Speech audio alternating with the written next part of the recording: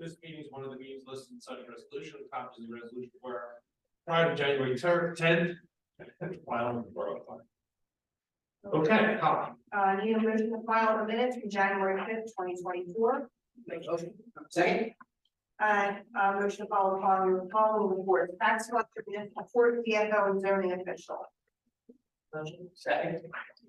Okay, we have the second reading and public hearing of ordinance 1779 for the purchase of 627 Haddon. So this is a corrective ordinance. There was an issue on notice last time that we did not become aware of until after the ordinance had been adopted. And this is on the borough's purchase of what's formerly the Sun Bank, Ocean First Bank. Anyone want to be heard on this ordinance? It's your opportunity. Okay, Tom? Mayor Mallon? Yes. Commissioner Wojciechowski? Yes. Commissioner Robinson? Yes. And we have the second reading and public hearing of ordinance 1780 to exceed the municipal budget appropriation limits and to establish a cap bank. This is I call it a housekeeping ordinance that we adopt every year. In the state law puts a cap on what you're able to raise taxes, and this lets you bank any unused tax. So you're allowed to raise 3%. If you only increase 2%, then that 1% you can bank for a later year. In the event things aren't great, you can use it in a later year. This authorizes you to do that. We always adopt it just in case. We're introducing a budget tonight, which doesn't use all of that bank. So it lets us roll it over to the bank. I'm sorry. Second reading, open up for the public. Anyone who would wish to be heard on this? This is your opportunity. Anyone? Okay, Al? Mayor Mallon? Yes. Commissioner Wojciechowski? Yes. Commissioner Robinson? Yes. We have the second reading and public hearing of ordinance 1781 appropriating $785,000 from the general capital improvement fund for the purchase of a Spartan pumper fire truck.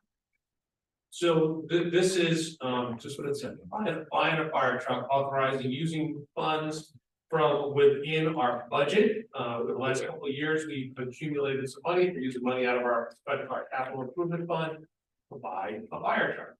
$785,000. What's the lead time, Jeffrey? It's a long way. We're looking at midsummer now. Oh, really?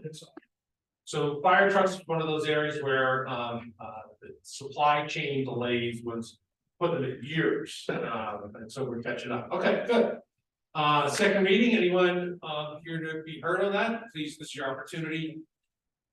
Speak. Okay. Mayor Mallon? Yes. Commissioner Wojciechowski? Yes. Commissioner Robinson? Yes. Okay, we have the first reading of capital improvement ordinance 1782 for the purchase of an ambulance. What am I doing? No, something's wrong. For several, I'm sorry, Yes. sorry, it is several, yeah. Purchase of an ambulance to improve the borough-owned properties and infrastructure improvements. Sorry, no comma. You got it. So this is first reading. The ordinance will be heard at the April 1st meeting, right? April 1st, yes, it's December, but okay, April 1st meeting. So yes, right, which is first reading. Yes. Yeah. Oh, no, I. Yeah, I saw that. Mayor, Do the roll, go ahead, yes. Mayor Mallon, Commissioner Wojciechowski? Yes. Commissioner Robinson? Yes. All right.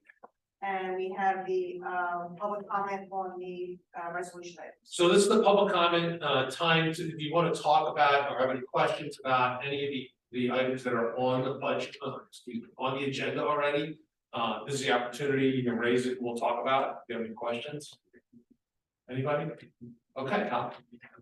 Okay, we have the first resolution appointing Bruce Smith as a full-time member of the planning board. Yes. Yeah. Affirming the Borough of Collingswood civil rights policy and signing of the group affidavit. Yes. Yes.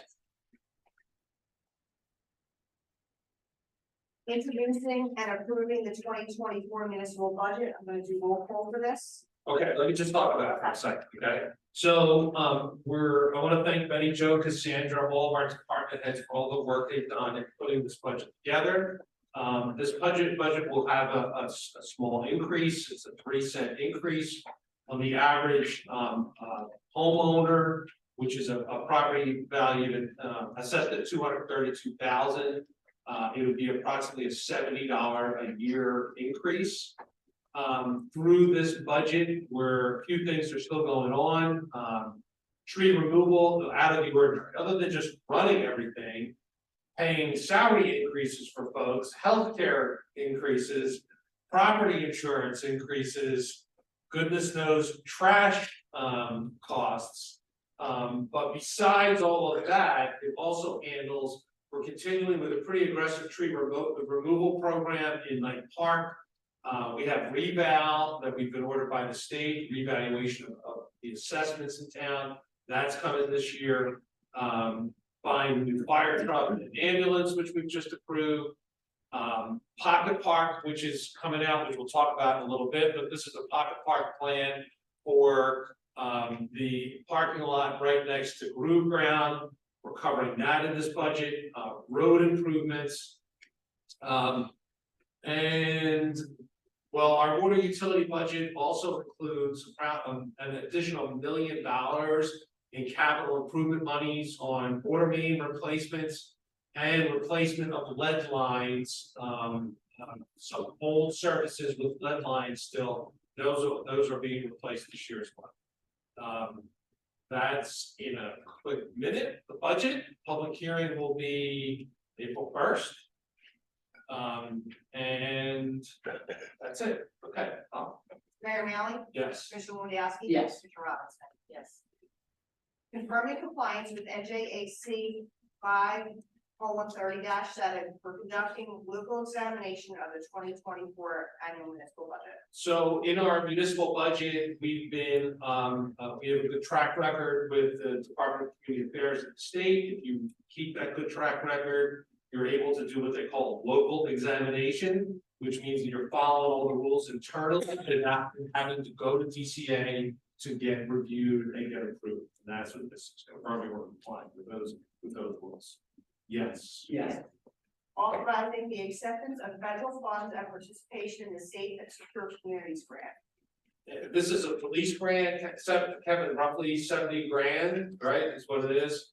And we're, this is just agreeing to accept 3 months. Yes. Yes. Approving substitution of counsel to conduct a PFAS investigation and provide litigation services. So, a few months ago, we signed up with a law firm that is involved in the national litigation for recovery of funds related to the PFAS, to the water contaminant that has been in the news a lot.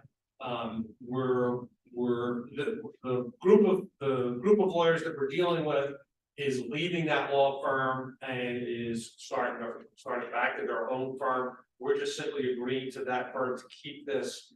They represent a lot of municipalities in New Jersey, all seeking the same thing, trying to get some recovery from manufacturers of the PFAS chemical that has gotten into our water supply, and for which we're spending already close to $8 million to make improvements to our water system. And with standards that we expect to be coming down from the EPA, we're probably going to be spending another $8 million. So this is trying to get a recovery from the people that actually, the companies that actually did the pollution. It's just changing the lawyers. We're changing firms, sticking with the same lawyers. Okay, sorry for that long. Yes. Yes. Appointing a redeveloper and authorizing a redevelopment agreement with Acreage CCF New Jersey LLC. So this is a cannabis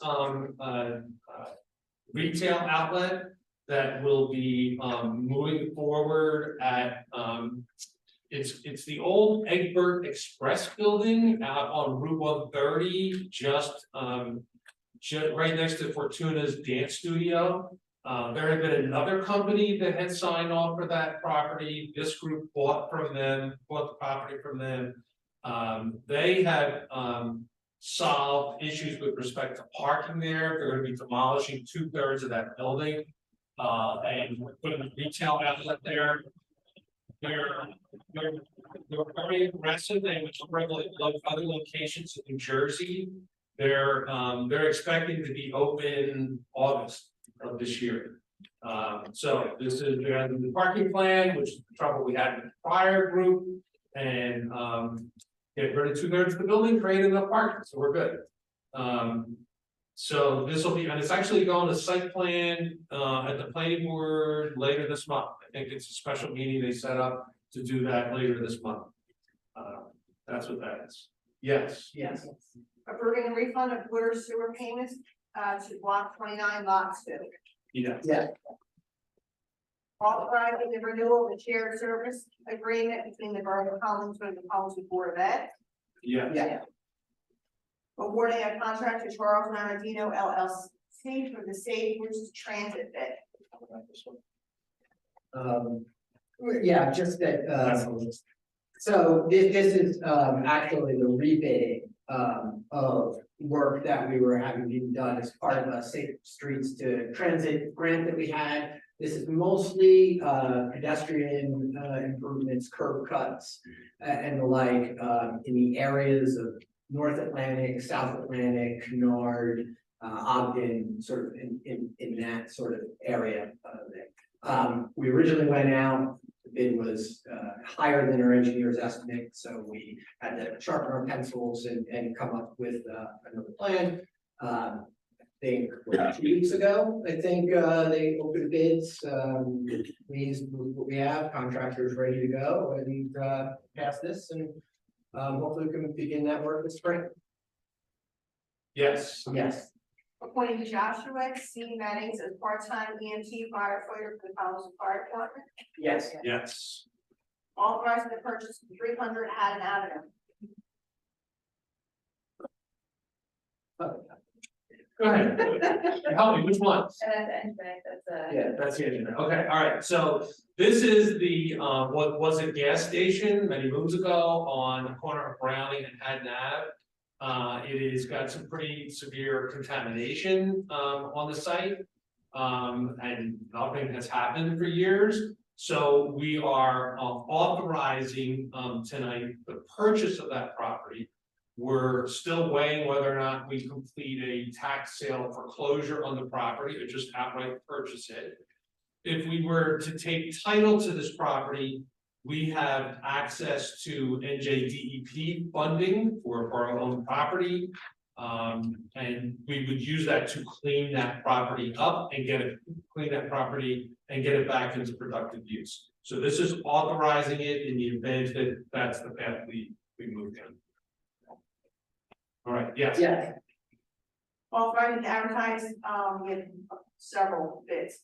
Authorizing to advertise to bid for the lead line pit testing project. So this is related to our water projects I mentioned earlier about replacing some remaining lead lines with some services in town. Yes. Yes. Yes. Authorizing to advertise to bid for the WQAA water main replacement project. This is replacing just replacing some of the older water lines in town as part of improving our system. Yes. Yes. Authorizing to advertise to bid for the construction of 641 Haddon Avenue Pocket Park project. So this is a pocket park, kind of the history of this lot. It's formerly the water lot, it's the parking lot next door to Group Ground. We've gone through we've owned this property for a while and tried to sell it in a lot of different ways. Had different proposals in to develop the entirety of the site. Parking was always an issue on it. None of the designs ever really came through in a way that we thought like fit into the neighborhood. We've been in this year-long recreation and fields and facility study for over this last year. One of the things that was highlighted in that is that people really thought that they would like the more smaller parks. We have a pretty big park, not that far away, but we'd like some more smaller parks to break it up. It was a thought from a lot of folks internally within the borough that'd be a great use for it.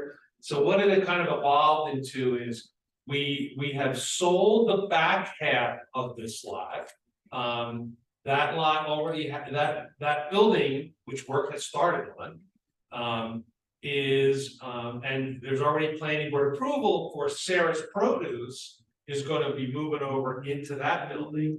And then the front half of that property, we had contracted with a landscape designer a bunch of months ago. And we've been going through a few iterations and has come up with a plan to make a formal part of the front half of that property. That property not being the auto repair shop that it was before, over the last 8, 9 years has kind of become an informal public space for us. We've had rallies, events, pop-up shop things, all kind of just been using it for things. So this will now more permanently dedicated to be a public space. We've got the designs up here. We know we'll be hearing from people with their thoughts and comments and what they'd like to have happen on it. We want to encourage you. Any comments you have, let us know. We're hoping it'll be, a really central, great location on Hagman. Anything you want to add on to it?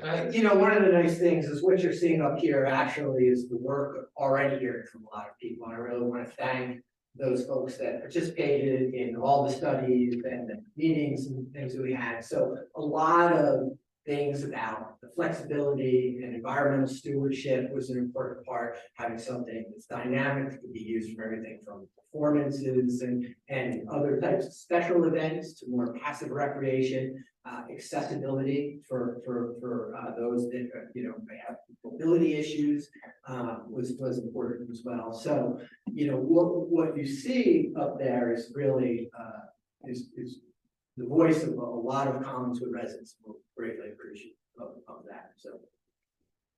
No, I love the use of that space. I just think it's so preferable to building something else on it. And like Mayor said, we do use that space already, so it has, you don't have to scramble around to figure out how to use it when the times come. Just it's set up, there's a stage, there's space, there's electricity, it's really going to continue to serve the town really well. And I hope it's a driver of economic development too, right? That ultimately, it's tough to compete on price with the Amazons of the world. So one of the important things for downtown is to create an experience, right? To create something there. And it's not that there wasn't space there, but it wasn't a public space, right? The Groove Ground managed the space. Now there's a public space where hopefully people can come spend more time here, enjoy themselves, know that they're welcome, and to maybe stay a little longer, shop a little more, dine a little more, and enjoy it. So the hope is that it also helps support our local businesses as well. Okay, yes. Yeah. Authorizing to advertise to bid for a purchase of an ambulance. Yes. Yeah. Authorizing an agreement for replacement of sewer pipe at 260 South Park Drive.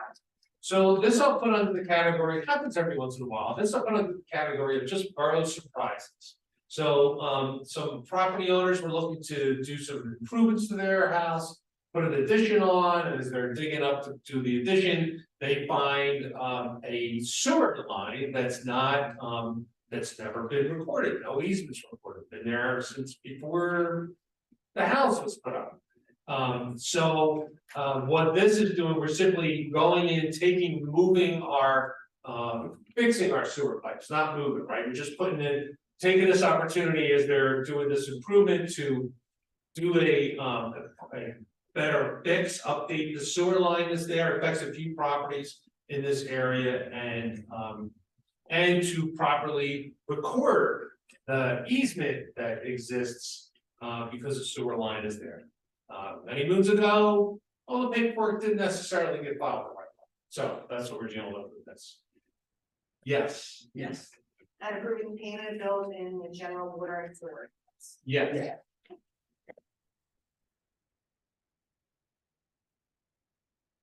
Mr. Robinson? Yeah, speaking of Pocket Park and uses of it, we had a vigil last night for an Oklahoma trans teen who died after injuries from bullying and and our community came together to pay respects and just to support each other in the difficult aftermath. And I want to address the window in town, and there's the details I can't get into all of them, but there's been a perception of hate crime, so we can't until we get proof of that.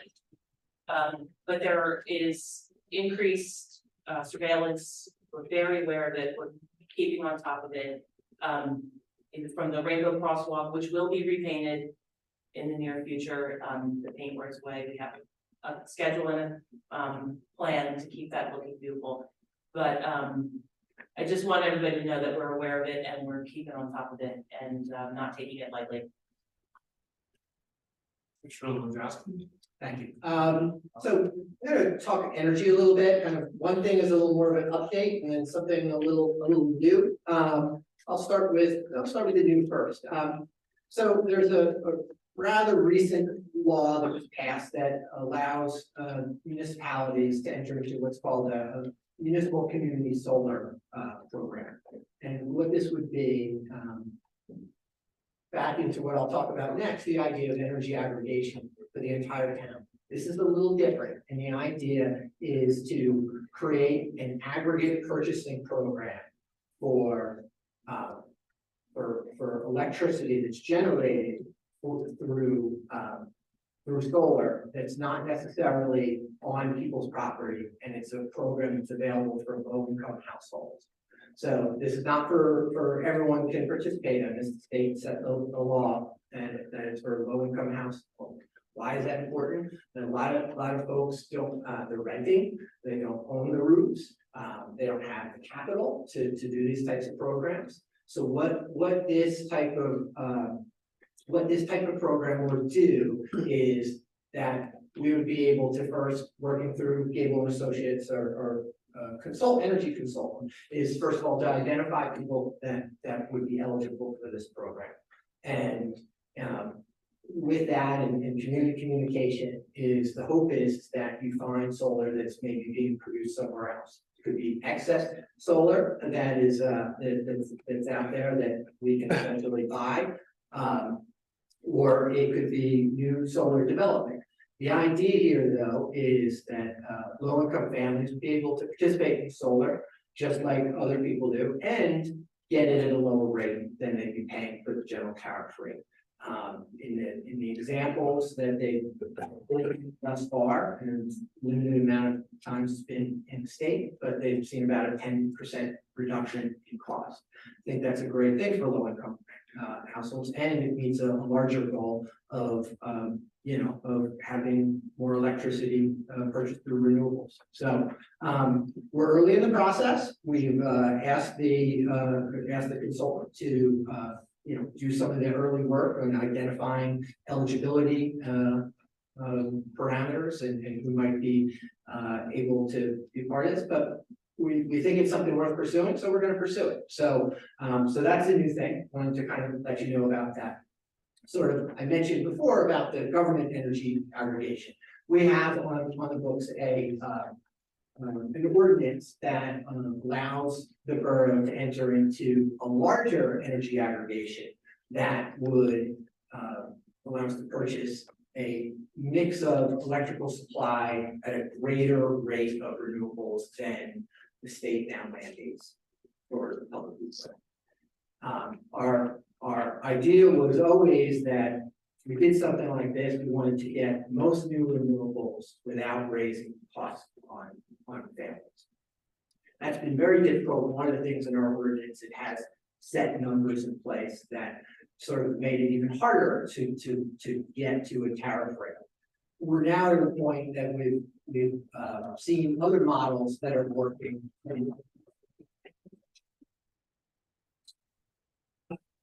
That essentially, puts it out there and says, look, find us at least 10% more and, savings or at least no increase in price. So we're kicking around different models that could work. That'll, if we think preliminarily that can work, we'll change the ordinance, change the ordinance, then the idea is we can set in motion all the steps of community notification, discussion, with the community and, eventually go to market, take bids and see if we can get a favorable bid. But again, I think the idea is just to see if we can use the purchasing power of the municipality to serve our residents and also sort of, speed up the renewable electrification, which we, so just want to give you those updates. Okay, I actually have a few different things to touch on. One is we recently had a meeting with the new ownership at Parkview. Kind of got a little bit of a tour, at least for me, it was the first tour in a while. Our crew's been meeting quarterly with them. But they got a tour and the security measures they put in place, the management procedures they put in place for things like running the boilers and the heat and that sort of regular old property management stuff has been working well. We're seeing as soon as I say this, something bad's gonna happen, but we've seen a noticeable decrease in police incidents. Things are going along pretty well. They have really good plans over there. They're moving forward and the management is really paying attention, doing a lot of what we think are really smart things. And I just want to make note of that. It seems things are working pretty well with the crew that's running things there right now. They put a lot of money into this project. And we're actually seeing some benefits out of it right now. I just report to everybody had a meeting with a group of developers in the last couple weeks, right here in this room. On the RFP that we're out, the request for proposals that we're out on the water tower development out here. We had about 50 people come to an information session where we just answered questions, talked through different concepts. Went really well. Very encouraged that we had a lot of good, reputable, bigger companies that were interested. Proposals are due in the 15th, I think on March 15th, the Ides of March. So hopefully we get some good proposals, some things to think about, and then that's really the beginning of a process. Once we get that in, it's the beginning of talking with everybody, going over with everybody, trying to figure out what makes the most sense for us going forward. This is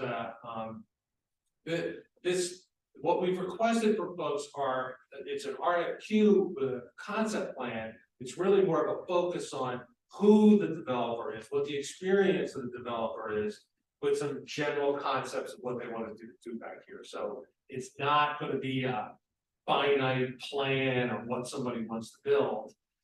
It's going to be telling us who they are, what they think could happen here, and giving us some general concepts of what might be able to happen. So that process will be getting underway. Some of my favorite Bear things I got to do last week. One was go to Sharp School, and Amy Hoffman's pre-K class does our town every year, which is out on the retrospect, in the front window of the retrospect right now, and it is just the greatest. They had every pre-K class this time do it. There's like 80 different things that were built by kids. The process, I go over there and they quiz me. They give me clues about what they built, and then I have to guess what it was. But it's just one of the great days. And then the next day I got to go to Garfield and read Thursday night at Garfield with a few hundred people. It was amazing the crowds they had out there. Great stuff. Last is financial stuff. We went out, two things have happened in the last few weeks. One is our credit rating in Collingswood was upgraded just a tad, which is a huge impact for us. It helps keep our interest rates down. It's we're a AA negative with a positive outlook. That's the rating term. They give you a stable outlook or a positive outlook. We move from a stable outlook to a positive outlook, which is a big deal in the world of credit ratings. And then we followed up that improvement in our rating with a bond sale this week on the remaining money for for for the public works facility. And, we're splitting it between some longer term bonds, about 6 million and just under 3 million of short term notes, which we will be paying off more aggressively. And those notes range from 3.3 to 3.6% is what the interest rates on those were, affected by a better credit rating. So just want to let everybody know that. That's all I have. Way too much for us to be talking. Let's open it up to the floor. Whatever you want to talk about, this is your opportunity to do so. Just give us your name and address for the record. Hi. Sure. My name is Janet Duval. I live Lawnside Ave. I'm here because I moved into town more than 20 years ago. Because I wanted to be able to walk uptown, and for many other reasons that people live here. Now a lot of great air and the capacity to walk as far is not there anymore. And I saw in the retrospect yesterday something that I thought I would hope that you folks will take into consideration. Number one, when I moved here also because I wanted to walk, I wanted to shop in town, I wanted to use to go to the restaurants, and guess what? I can't walk uptown anymore because of this and this. And even if I get into town and find a parking spot, by the time I get the kiosk, go back to my car and then go where I'm in bad shape. So what I found yesterday in retrospect is that in Haddonfield, if you're 60 and over, anybody else 60 and over? It's some market. Okay, 60 and over, you can apply for senior parking that shown here, afforded,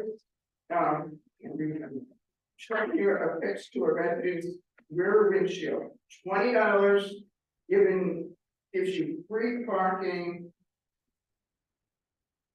for the year. Contact the police department or I can't read this. Or the I have a special rate.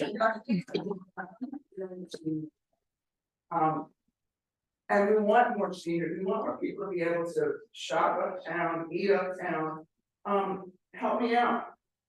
I hope that you'll take it into consideration and find a way for us to really support the business and support the residents, and for you to acknowledge all of us who are seniors. I appreciate it. Thanks. And so we'll reach out, I'd like to reach out to Haddonfield to learn more about how they're doing. Thank you. Yeah, thanks. Anyone else? What happens now that we've said something? We'll take a look. Did I come to the next meeting and ask? Yeah, you're more than welcome to. They're always calling to come to the meeting, but yeah. You're more than welcome. Yes. I see a hand go up, yeah. Yeah. Kate, just give your name and address, please. Sure, Kate Delaney, 126 East Conroe Avenue. Well, first question, is the dispensary going to have a pilot program? No, Okay, not permitted under state law. okay, so again, I wanted to advocate for the full funding of our schools, as I'm sure you're all aware, our funding for Hollywood has been decreased. By $42,000 for next year, which isn't as bad as some other municipalities in Camden County, but it's still significant. As I shared last meeting, there were 8 art classes canceled this year at the high school, which I think is pretty significant considering we have an area of town that has signage that says that it's the arts district. And I also want to share some numbers that I think are really impactful. So according to the New Jersey Performance Report, 40.6% of Collingswood High School students are economically disadvantaged. For comparison, in Haddonfield, the percentage of students who are economically disadvantaged is 0.7%. In Audubon, it's 17.9%. In Haddon Township, it is 10.4%. Again, in Collingswood, the number is 40.6% for our high school students, and I am the parent of a 9th grader. Last month, I submitted an Oprah request to the school district requesting records sufficient to show the dates and amounts of all payments made to the Collingswood School District as per the borough's current pilot agreement. The response I got was, there are none. I submitted an identical request to the borough and received some receipts that did not name any pilot program that noted a little over $200,000 a year transferred to the school district in the years 2015 to 2023. And I guess what I would like is more information about those receipts. Again, there wasn't anything that connected them to the pilots. I was kind of surprised that it was the same amount for all of those years, considering that taxes have not been flat. So wondering what percentage is going to the schools. This is also the years of COVID, after COVID. I think one of the main takeaways that we all should have learned from COVID is that our schools are hubs of many services that go beyond just education, but also food, mental health. So I guess my question is, our taxes are going up $70 a year. What is the plan to make sure that we get the funding that we need to our schools, and how would you speak to, again, the shortfall from the state? So, couple things, I would say, first of all is, you mentioned the arts programs. I just want to make it clear, we do not control curriculum or the arts. If the school district decides to, cancel arts programs, you gotta take it up with the school. They put it together a budget, right? So they say we need X amount of money, right? And then they decide that, right? There are democratically elected officials, right? They meet collegially. There's what, 11 of them, plus 2 students, and they put together their budget. And that budget is their budget, right? If we give them more money, doesn't make their budget bigger. Their budget's their budget. And ultimately, it's funded out of the tax base, right? So nothing, and just trying to understand, why that's not clear, because I know you're a smart woman, I know you're a smart woman, but it just feels disingenuous to say that they're not getting their money. They're getting everything that they asked for.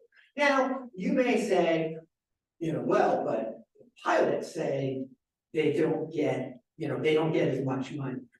But here's the deal. In the end, right, where does the money come at, right? It's coming from residents, it's coming from me, it's coming from you, it's coming from property owners, right? Whether that comes from the borough or that comes, it's coming out of the property tax base regardless. So they're getting their money and they're getting it from mostly property taxes, some from the state. A decreasing amount from the state. That's disappointing. Again, we don't control that, but that's what it is, $42,000 less. So, do we want good schools? Yes. Do we control everything about the schools? No, we don't. We don't control everything about the schools. And, it seems like they're trying to put linkages here and say, well, these problems, and this happened last year too, right? There's unrest at the school. Well, it's the pilots that did it. Oh, listen, people have to take accountability for things. We try to be accountable for what we do. When we want to talk about pilots and we look at, 900 Station Ave, right? Use that as an example. And the idea is, well, you gave them a pilot. Yes, we did. It's worth pointing out that when that place was purchased, and they came to us beforehand and said, we should be interested in doing a pilot, we want to put a lot of money into that place, right? Pilots are a legal tool that are controlled by, by state regulations. It's not like this is a Collingswood thing, they're everywhere. That place went from a taxable amount of money at, I forget what it is, but it more than doubled, right? I don't know the exact amount of money, I don't know, but it's a huge amount more money. Whatever discount they were getting, it became more taxable because the valuation of the property went up by significant amounts. So yes, there's a pilot on it. But wait, we've talked about, it's been very clear, Mayor's been on the record on this, Commissioner Robinson's been on the record, I've been on the record, is the idea of, as we're looking at future pilots, including that one, how do we take some of that revenue and direct it towards things of mutual interest to the school district and the municipality?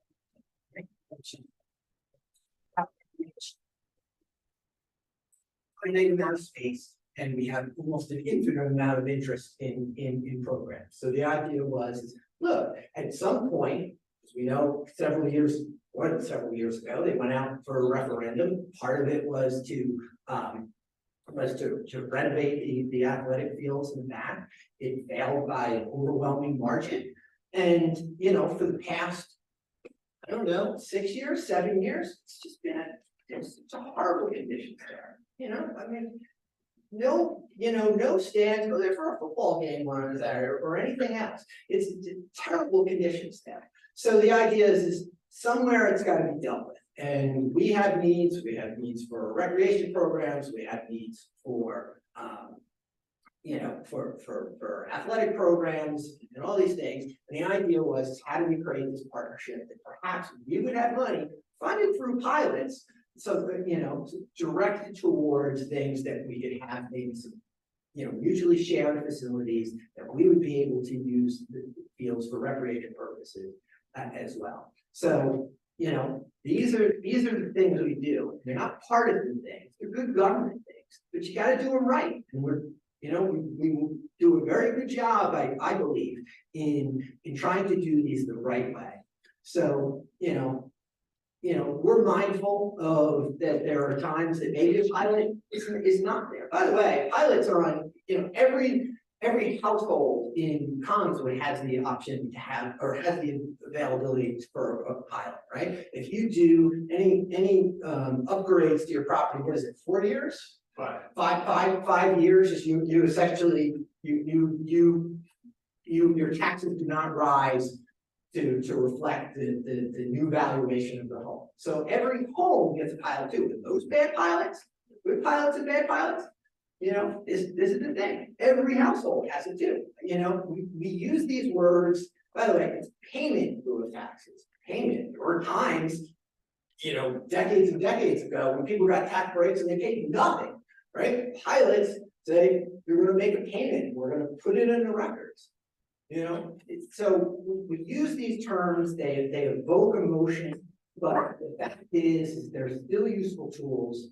If you do it right, I feel like we're doing it right. Schools, have my utmost support. I sent 3 kids through those schools. I'm so grateful. I'm grateful to the school board and the work that they do. It's hard work, and I think they do a great job. And we'll continue to work with them, do the best. But the idea of pitting us against each other or trying to evoke fear on us, it just feels disingenuous. So that's all I'll say. just one comment. You started out your comment saying that you were concerned about fully funded schools. I can absolutely guarantee you the schools are fully funded. When the school board puts a budget together, they receive every penny of that budget that they put together.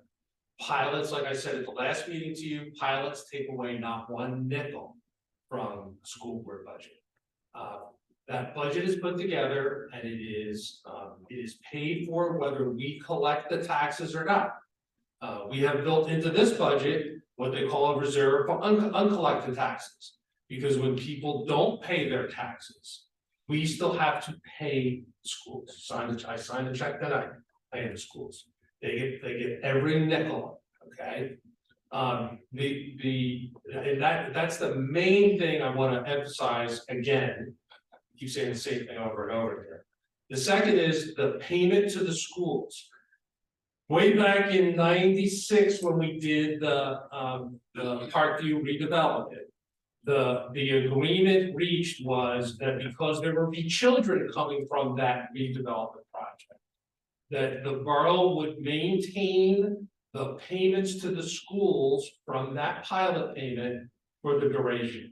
And it wouldn't go up, but it would be maintained, and we have. And the 220,000 payment that you referenced, that is the payment that's made every year to the schools. Touching on something Rob said, if you look at the school board's budget, when that $220,000 is kind of added at the end. Okay, so they put together their budget, we're gonna pay for the insurance, we're gonna pay for the electricity, the salary, they put everything together, and then they figure out what is gonna be collected in taxes. And then there's a deduction made for the 220. Okay, and so that has an impact on what gets taxed, but it doesn't have any impact ever on what you're gonna pay for in your school budget. That's a misnomer. I know you keep saying it, but it is just not true. And so what it does do, which is what we told people in '96 and every year since, is that everyone else pays a little bit more because of that. And the decision was made back then that it would be a worthwhile investment to pay that extra in for the good of the community in general.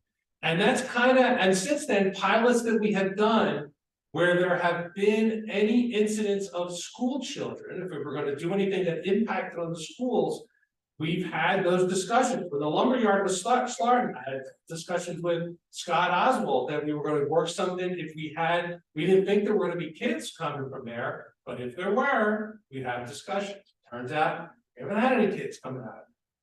And so the where we haven't done any other contributions that way, that's why. And as Rob explained, for the last few years, we've been talking about any pilots, if we were to do them.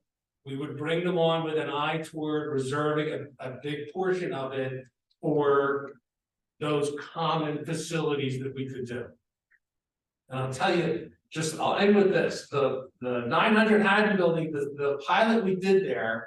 First off, was an enticement to get people to spend close to 3 million improving that building. Completely changing that building. And the pilot we struck for them was they get a 15% reduction in their overall tax bill. That's it, it's a pretty minor one.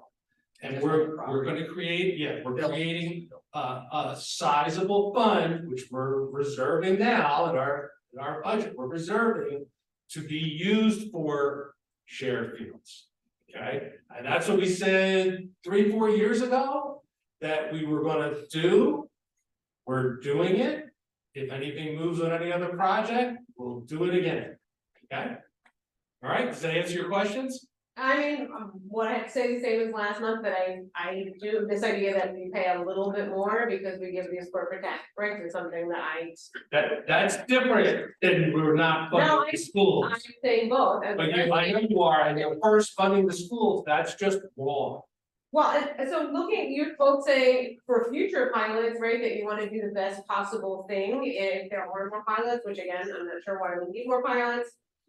Looking at the state controller's office, there's lots of recommendations. How old was that study the state controller had? 20 years ago? 2012, but still relevant, and we're still named as a power user of pilots, and that's still the case for our municipality. But yeah, creating, a advisory committee, for the tax abatements, having the school district directly negotiate a pilot with the developer. So these feel like they'd be more transparent, and you said, Rob, this is a good government issue, so, those seem like ideas that could bring more transparency and good government to any future pilots, should there be a decision made to have this. If it impacts the schools, we've done it in the past. The other thing I mentioned about 900, we're $3 million was put in there, and the valuation in place went up, is the vacancy rates have also shot through the roof. The place was, barely occupied before, and new businesses are coming in, and so there are also new businesses, people that live in the community, and it's also people that are shopping in the community and coming here too, and it's making it a more vibrant place at a time when no one's investing in office properties. Nobody's investing, other than turning them into residential, they're not investing in office properties. Okay, anyone else? Yes, sir. Name and address for the record. Andy Gahagan, 632 Stokes Avenue. I was happy to hear Commissioner Robinson talk about the things that have been happening with the karate studio, with the crosswalk, also not mentioned, which isn't part of the LGBTQ potential bias crimes, which is what I think New Jersey uses instead of hate crime. I think there was feces at least a couple times on the nail salon, which I believe is Asian owned. So all sorts of different categories falling into that. I heard Commissioner Robinson say it's definitely being looked at. I would like to hear what is going to be done, what is being discussed, but also what is planned in terms of right there. I mean, that seems to be a hub of problems of criminal activity. I know the part is being developed, which may be a part of security cameras or something that isn't happening probably next month. But these crimes are happening now, and in a short amount of time, several crimes in one area. So I would like to hear what specifically is going to happen. So I just I wanna put it to you this way, okay? That number one thing we wanna do is get the people that are doing it, okay? And in order to, there have been efforts to do that. And in order to improve our chances of doing that, I don't wanna go through a whole lot of detail about what's going on, okay? But know that it is a top priority, two things. One, get the guy that did it, or person that did it. And secondly, whatever they do, we try to undo it as quickly as possible. Okay, to show that it ain't gonna work. Sure, so I think you're Okay. speaking specifically about the karate studio, you said get the person who did it, All of it. because this could be multiple people, this could Yeah, be. yeah, well, and I'm not saying, I don't mean to just be, it's whoever did these things. Okay. Get those people, or that person, whoever. And I can respect that there's something to be said for not putting your playbook out so everybody knows what's happening. But I'm a member of the LGBTQ community. I was at the vigil last night. I was holding a sign to talk about trans rights matter when a carload of teenagers drove by and circled around to come back and yell faggots twice. And another parent with a small child in the passenger seat yelled that out at us as well. Our community feels less safe everywhere. It's happening everywhere, unfortunately. So I respect not being told details, but that's not enough for us right now. To just be told we're dealing with it. We need more. We need to hear more about what's happening. I mean, a camera. Is there a camera up? Is a camera going up right there? Yeah, so. I'm not going into those details. I mean, just don't think from a police perspective, we need to go into it. All I can tell you, and look, we know, we're well aware of the stuff that went on last night. We're aware of the things that are happening. Whatever we do is not gonna prevent some people from being that way. Okay, but what we can do is take every step we can to make it safe. All right, and we had some police officers there last night, couldn't stop.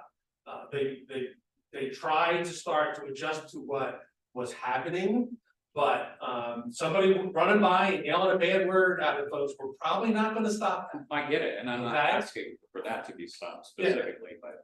But listen, we're in touch with the karate studio, because that seemed to have been, they've been targeted. We're doing what we can. This town's built a reputation of being, kind, friendly, open to anybody, no matter who, what, where, when, how, it just doesn't matter. This is a little bit of a symptom of a lot of stuff since, to me, it's since pandemic. It's all seemed to have gotten a little bit worse.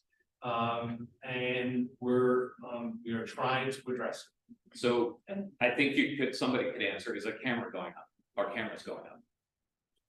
Yeah, okay, you can ask it another time if you want, But but that doesn't seem like something that can't be answered because of an investigation that could give people knowledge that they're going to get caught. That's obvious. If cameras are up, somebody's gonna be on camera. But that's also a major deterrent. So I don't think it's a major hard deterrent to answer. at that spot, Yes, okay?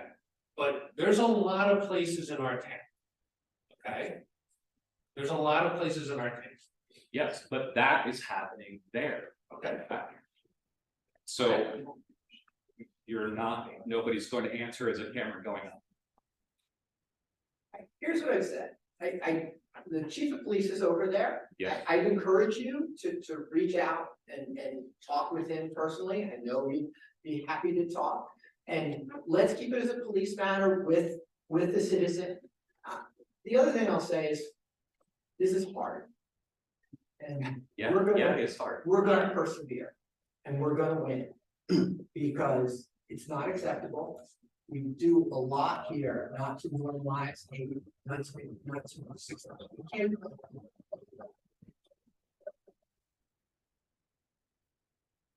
So, we have to stick together.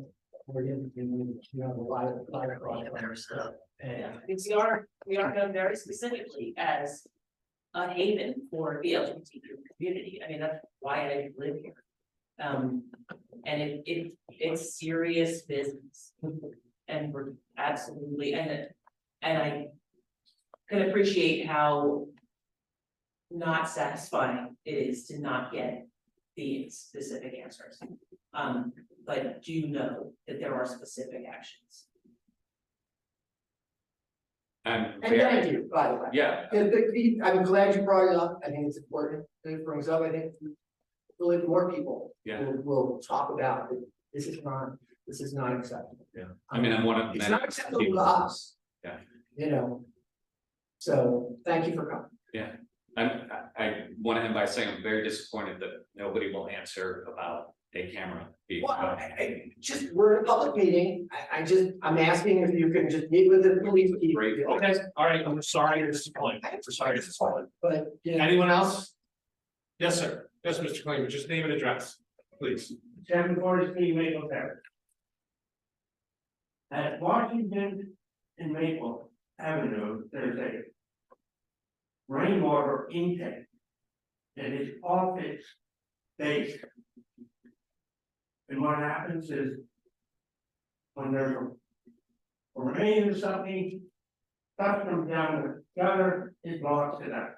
Plus, the kids coming down from the school, sometimes jump on it, they may get hurt, You got it, okay? Stephen, you got it, right?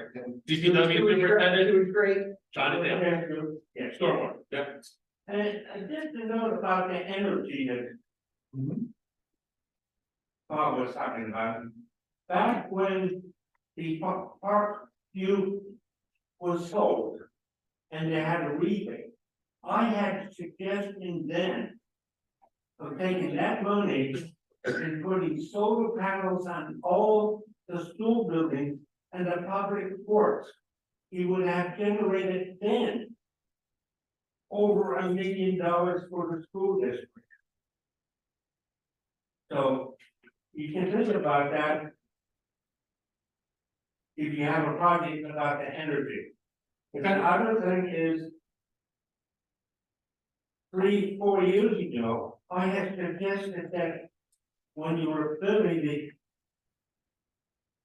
the new fire station, etc., that any new building that is built should be part of the planning system, that they put solar on their building. So we didn't do solar over there, but we've got roof guard, we've done some other, there just wasn't the space up top, with the Yeah. mechanicals. Like, think about if you want to do a project with the school district, right? They have a lot of schools, a lot of roofs. Even this building could be. I hear you, just a lot, I hear you, we'll certainly discuss. And the new public works building, no, they can generate electricity and. Yeah. Okay, thank you. Thanks. Anyone else? Yes, sir. Mike Lazaro, 926 Stokes. So I was wondering about this water tower development here. So you've already reached out to developers to see what concepts they are going to bring to the table. Have you reached out to the community? Did I miss a session or? No, you probably did, but yes, we have. Actually, the process has been going on for like the last 8 or 10 years. We did a bunch of charrettes and workshops back a while ago that kind of led to planning out kind of lumberyard and kind of what we were gonna do over there. And then there was also, When was the lumberyard I'm built? sorry, I'll just give you a second and I'll let you speak, okay? We did the lumberyard, planned that out, and then also included this area back here. And went through like a charrette system about development, what we did, and what we're doing on with this now is we're at this point going out on an RFQ, RFP is really trying to sign up with a developer or two that we feel comfortable working with that has an interest in this project. And then I'm not sure if you were here, I don't think you're here for the start of the meeting, but we would then be going out and beginning a process to talk about any definite plans, like any hard plans about what we'd be doing. Yeah, I was here for that part. Okay. When did the lumberyard discussion happen and this the lumberyard and this, when did that? Like a while ago, it's been like a 10-year process. So then there's been no recent community sessions, like? No, community we have forums or not anything? had any, we will be. So you're gonna go to the developers first and see what their concept is, and then you're gonna ask the community what we want? So I'll say it again, okay? But what we did is went out on a request for qualifications and a request for concept proposals. What we will be doing is working to select a developer or two that we're interested in working with and who have an interest in developing a project here. And then we'll be beginning a process of working with the community to develop just what that will be, Okay, got it. okay? Yeah, I just thought that the community would be involved first. Before we have a plan, the community will be involved. I live in the Zane North neighborhood, so this is adjacent to, you know, my neighborhood, and it's pretty close, and reading the papers about what, you know, could possibly be built here as high as the water tower, sky's the limit. It just seems odd that residents in the community haven't been recently involved in the process. Okay. And instead are, You're adjacent. When you're having work done in your house, right? A lot of work done. Did you go to your neighbors before you went, you went to zoning or planning, right? And then you notified your neighbors if there were any variances, and then they saw it, right? So you started with a plan. And then, you know, the neighbors could weigh in. It's not that much. So, thank you. But community involvement's important. They'll be involved and they should be involved. well, the community was involved.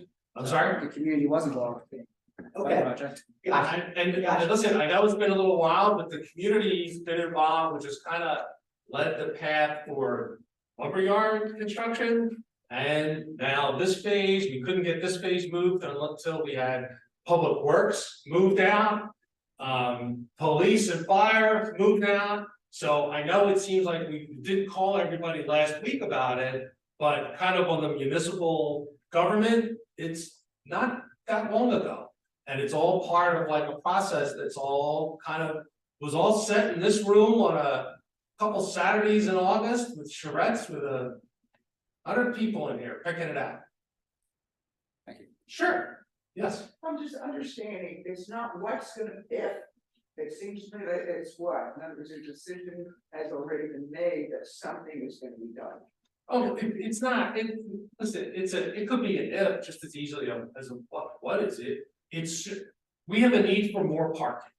Okay, we have a need for more parking, okay, well, ain't no more dirt out there to create more parking. So if you're gonna create more parking, it's gonna be a structure, it's gonna be something that gets built, okay? All the land we have is totally filled with parking, so it's gonna have to be something that gets built. And we have forever talked about this area back here at the water towers, the public works department as being an area that would be ripe for some type of development. Which Right? includes parking. Which And would, that yeah, includes the that's park. one of the requirements we built into this and let people know is that we wanna.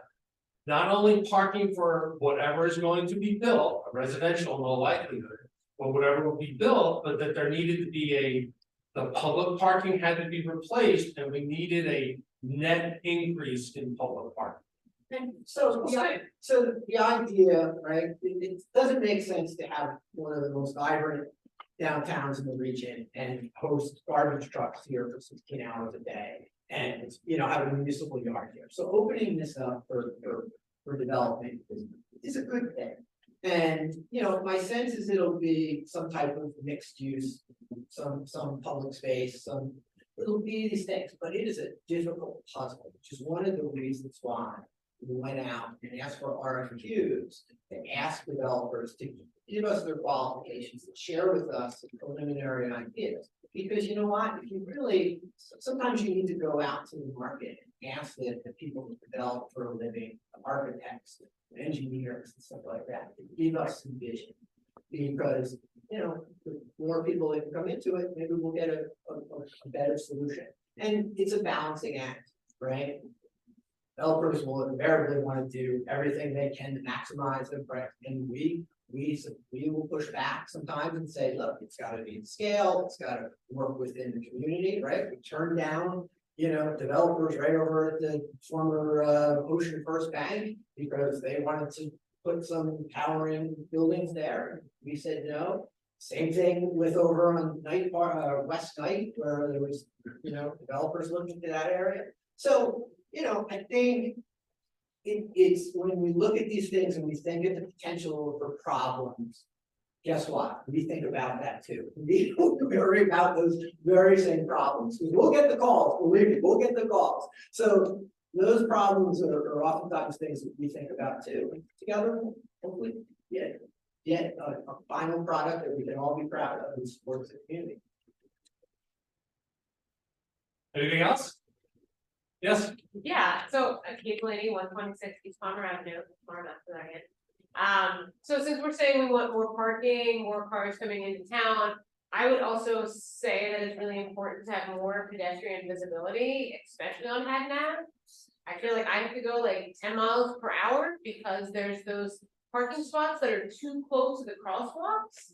And I know some places they've been painted green. I don't know if that's new, if it's like St. Patrick's Day. I just noticed it. But you can't really notice it unless there's nobody parked right there. So like I have to go really slow, and also like my kids are walking from school. So you almost have to be like out into the road for cars to see you. And I know that there are drivers that want to stop, and if there's not enough time. So either like it's one less parking spot right there, or like flashers so that people could like press a button and something could be, so people could know that pedestrians are crossing. I think we want people to come downtown. I think that would be like a really worthwhile investment.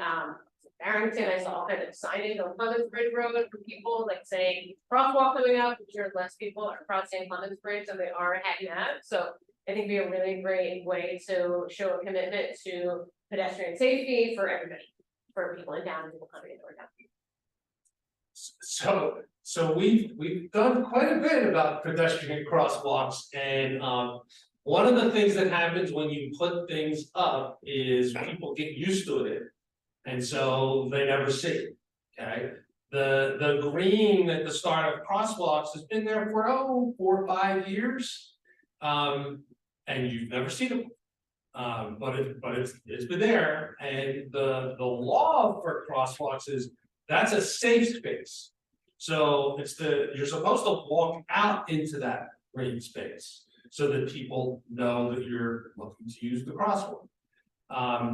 We're constantly looking. We just got grant money, right? Just spent a whole bunch on doing additional bump outs. As we get funding, we'll be doing more bump outs, because while you say you drive slow, everybody doesn't necessarily drive slow unless all we have found that's ever effective. You can put the signs up. Years ago, we put the pedestrian blinkers up at the start of the downtown. You don't even know that they're there now. Like, it's just everything you put up, every sign you put up, after it's there for a little while, nobody notices it. It's only the new stuff that they notice. And the only thing we have found that really is effective is changing the road. The fountain, the crosswalk at the clock, the crosswalk, the bump out down at the post office. That's been a huge help down there. Problem now is people park out on the bump out. So it's always just something. So yeah, we're constantly looking to upgrade that pedestrian safety. It's part of why we hire our crossing guards all summer long through the bid to cross people when it's busy in the evening out there. We're very, very conscious of it. Yep. We also were awarded a Safe Routes to Transportation grant for several $100,000. 5, 6, Sandy, do you remember how much it was? There were 2 separate grants and I think a total of 600,000. $600,000. Now, if you know anything about Safe Routes to School, Safe Routes to Transportation, they're just glacially slow to put these things together. But, a lot of the plan is to sort of add enhancements that you're talking about in the area that you're talking about. Yeah, if I could chime in for a second, specifically the suggestion that Kate made about the cars being parking up against the crosswalk is one of the things that we're addressing. So that's a great comment from her. They're going to be putting bike racks in there with some of that grant money that Rob personally walked the whole stretch and marked every single crosswalk that had cars parked right next to it, so they're doing some alternatives there. Okay, yes, sir. Andy Higgins, Stokes Avenue, on the same topic, what about speed bumps or whatever the terms are for those? Has that been considered, what are your thoughts? We've never really been fond about speed bumps. We've never been fond about speed bumps. I can tell you two towns, Audubon, a few bumps in residential neighborhoods.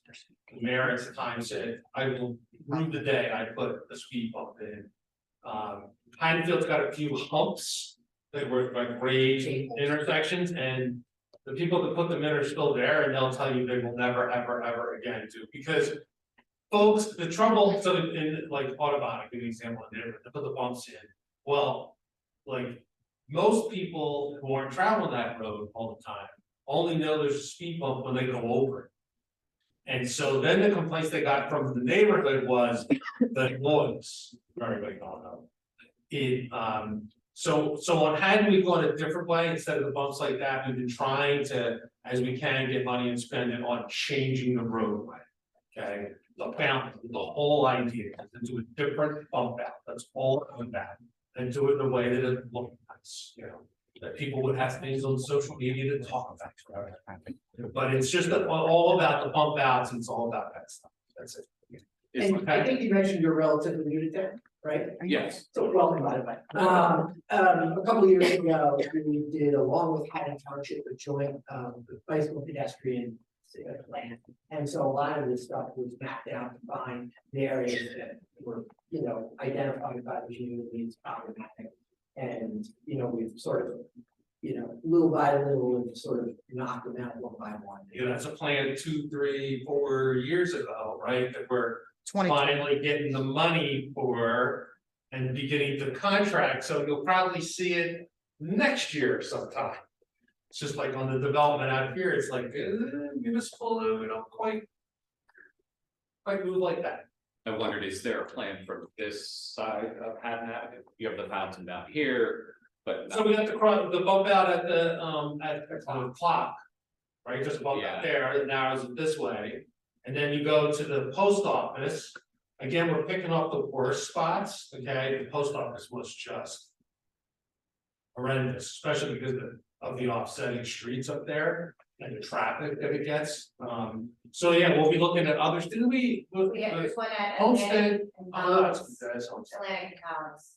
We got Back one. here in Atlantic and Collins, right? All the temporary sections out here on Collins and Atlantic, that's gonna become permanent. There's gonna be construction done there, and you're gonna see stuff to change there. And there was additional, right, essentially one of the things they call is visual friction, right? When you tighten things up, drivers have to be a little more conservative. Conservative is good because paying attention, right? So Colleen and Collins, there's at for the Garfield School. From high school, For the high school, so the idea is you do something, actually, it seems like it's simple, incredibly expensive, especially because of engineering, ADA, accessibility and stuff like that, so, you know, we kind of work our way through these as best we can.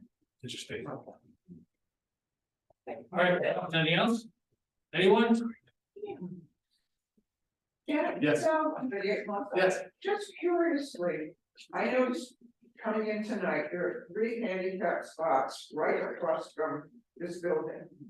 But when I looked in town, if I remember correctly, I kind of cruised one day to find out, I know that there are 3 other handicap spots.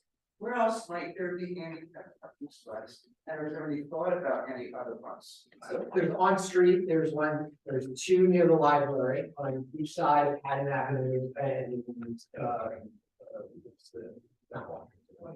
pretty sure, there, so there's two there, there's. There's one building in this. There's in the lumber yard, there's the lumber yard, there's some in the new parking where we have sort of. Further down the old police station. Yeah, so it's. But any other ideas, let us know. Mr. Klingerman lets us know, right? Yeah. Did he have an Last year, last time about the truck parking. In the Yeah, I park, know. spent there, right, and There all the time. better says they pay it, the parking. Yes. Oh, Right? business permit. Yes. Yeah.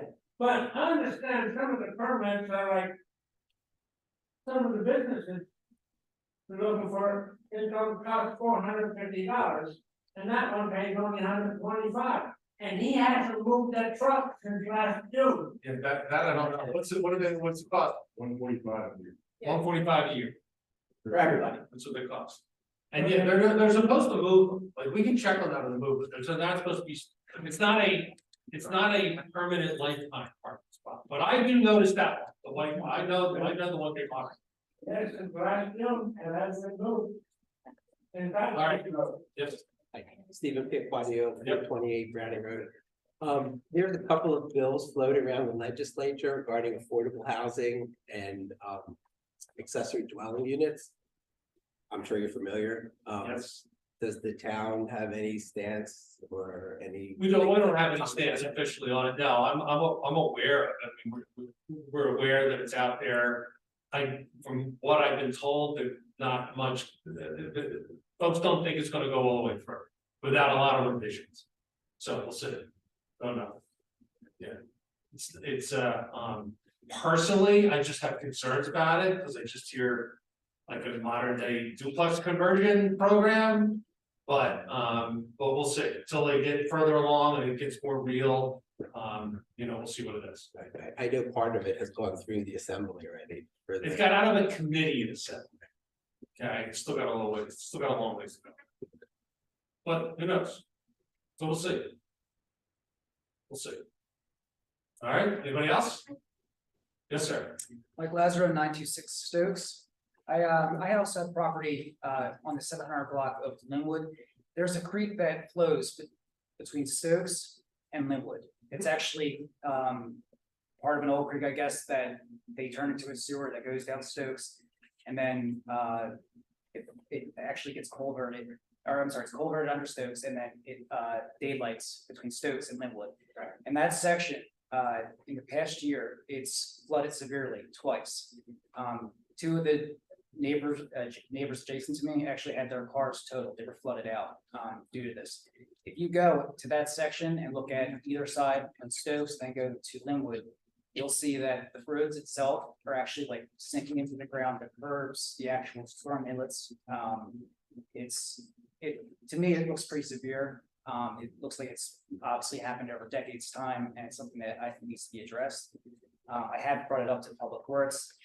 Works who's looking at it and trying to figure out if it's just like a clog or something that's causing it to back up into that area, or if it's something like these storms are getting too severe too often, and it's something that might need to be, reworked, engineered.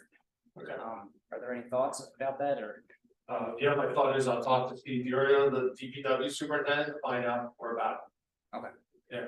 And I have, And I've seen videos. storms are What's that? flooding, there's flooding everywhere too. No, It's no, not just there, I tell you, we got it Well- everywhere. New flooding we never had before. The July, Here we have it. the specific storm I'm talking about is the July 4th storm this summer. That's the one where my neighbors had their cars flooded out. So exactly a little bit of both, like, so when you all readdressed contamination, it was clear. Both times that those yards flooded, it was, the entire town was flooded. Yeah. So there may be something legitimate that's just getting old, well, we're checking really into it, we did run it at the last storm, seemed to flow okay, but all right. Yeah, I've been property there for about a year, so I'm newer to that location, but the neighbors around me say that it's happened in the past, but it never happened 2 times in a year. So that's just why I wanted to bring it up and, hopefully have it addressed. You got a line of people that'll say the same thing, we used to have a little bit of flooding on that corner, but now, good lord, it's like crazy. And it is. Well, I mean, their cars were parked in their yard, so. I hear you. Yeah. They wanted them parked there. They thought a lot more water. Yeah. All right, anything else? Okay, we're adjourned. See you at April Fool's Day.